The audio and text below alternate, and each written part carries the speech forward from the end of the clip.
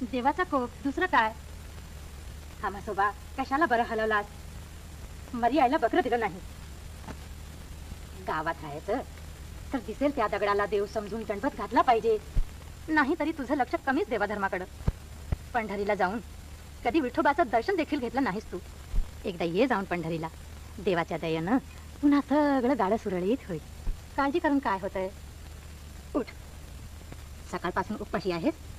घे खाऊन भाकरी.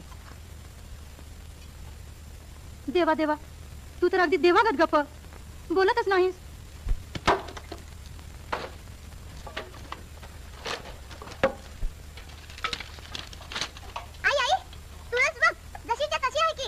पुरा आता तुझ्या त्या तुळशीचं कौतुक.